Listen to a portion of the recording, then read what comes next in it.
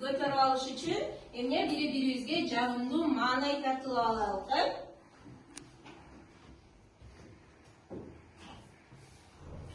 Gel Altınay. Bu жерден өзүңө жаккан бир жүрөктү алып, анан сага эң жакын адамыңа барып, бирөөсүн эмне түгөл кылып өзүңө тандайсың. Бирөөсүн өзүң ал, бирөөсүн тандап көр.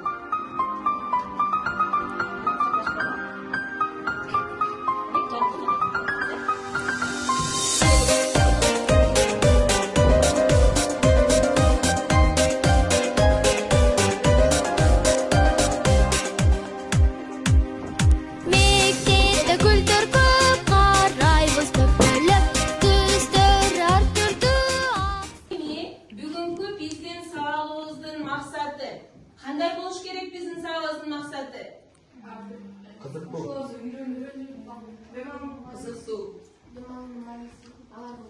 Демек, биз бүгүнкү сабакта силер менен дем алуунун мааниси, алардын кыймылдары, өпкөдөгү жана ткандагы газ алмашуу тууралуу кеңири маалымат алабыз, балдар.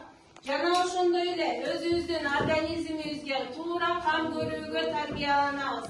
Демек биз ошол учурда өзүбүздүн эмне максатыбызга жеткен болот экенбиз, азаматсыңар.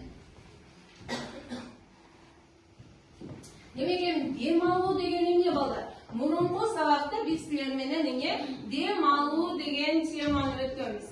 Дем алуу деген эмне? Ким айтып коет кана?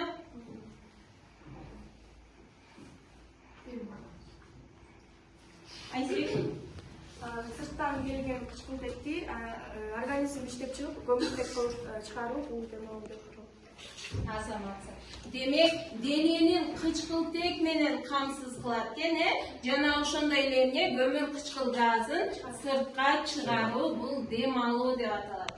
Адам нормада бир күндө канча дем чыгарат, канча көмүр кычкыл газын бөлүп чыгарат?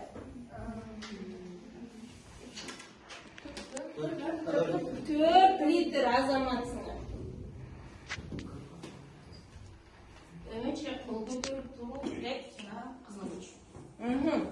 Демек, бизде сырттан кирген аба, кычкылтек, адамдын ооз көңдөйү жана мурун көңдөйү аркылуу эмне биздин өпкөгө келет экен.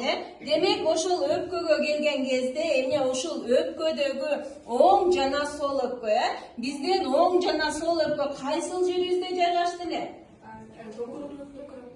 Адамдын көөдөнүнүн 4-төн 3 бөлүгүн эмне ээлейт экен? Өпкө ээлейт экен. Демек, оң жана сол өпкө. Демек, бул кандай орган экен? Жуптубу, жупсузбу? Жуптуу орган, азаматсыңар. Демек, биздин оң өпкө балдар мына. Оң өпкөбүз бизде 3 үлүштөн турат.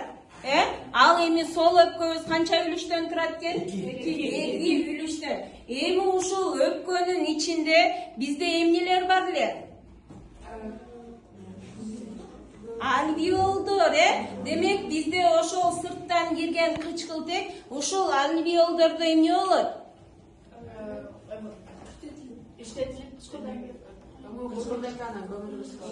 Демек, кычкылтек көмүр кычкыл газына айланат экен.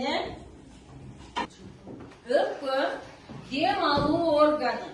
Ал организмде газдардын алмашуусун жөнгө салат, жана эмне кылат экен? Анын натыйжасында организм кычкылтекти такай алып, уулуу көмүр кычкыл газын сыртка бөлүп чыгарат экен. Демек, бул эмне экен? Өпкөнүн өпкө. Ошол эле учурда бизде кан ташуучу кызматты аткарат, ошондойбу? Кан аркылуу бизде эмне? Ошол кирген көмүр кычкыл газы менен кычкылтек бири-бири менен алмашат, Анан ошол эле учурда эмне кылат? Бизге азык заттарды ташып киргизеби?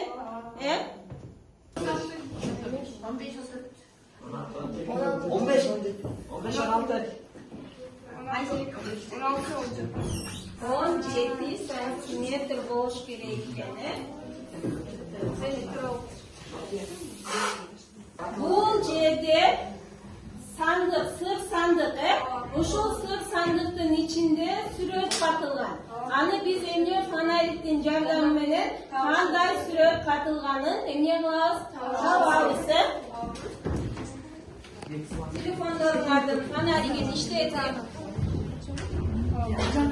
Sırf sandıktın içinde kaysı süre katılıyor. Tüzdür arttırdı ak sarı kızıl kök. Tüzdür arttırdı ak sarı kızıl kök. Kız kutlu mektep bilim bulağı. Aksaraydan alkış dep ardaktayбыз biz аны. En kızıktı Ejağaydın sabağı. Okup bilim algın deyt, oku ketте барағын.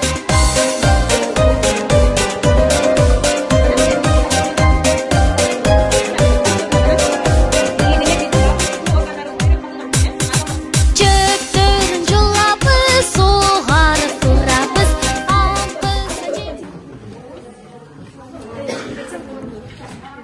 Мынакей бол жерге эмне кыласыңар? Иректелип чаптап алып, анан модель кылсыңар, балдар.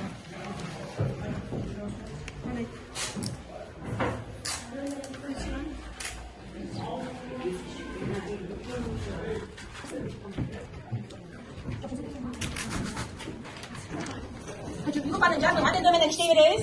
Жармы билебиз, биз дагы эмне тарсия деген программаны сабагыбызда пайдаланабыз. Демек бул тарсия эмне? Майда 3 буруштуктар, ушул 3 буруштуктарды бириктирип, чоң бир 3 буруштуктун фигурасын эмне кылабыз? Жасайбыз. Эки топко тең бөлсөлөр, ушундан эмне кылабыз? Бир чоң 3 буруштуктун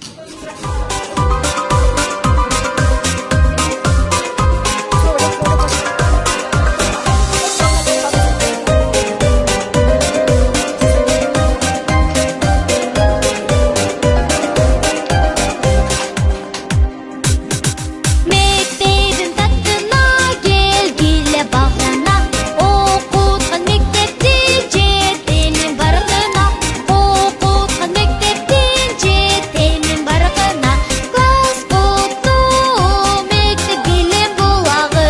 Аксарайдан алкыш деп ардактайбыз биз аны. Эң кызыктуу Ejağaydын сабагы.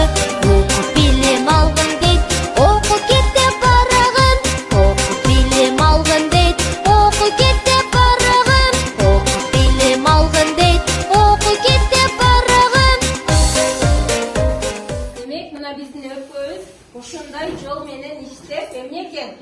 Биз дем алып, өпкө жыйылган учурда өпкөнүн көлөмү чоңоюп экен, кайра дем чыгарганда өпкө шалдайат экен дагы, эмне болот экен? Өпкөнүн көлөмү кичирейет экен, Мына балдар, биз бүгүнкү сабагыбызды жыйынтыктоо максатында дайыма сабакта колдонуп келген кайсы программа? Капут программасы, азаматчылар. Демек, бизде капутта эмне? Тездик, анан биргичтик, шамнагайлык талап кылынат. Ким биринчи жооп берсе, ошол окуучу көбүрөөк эмне алат? Бай алат.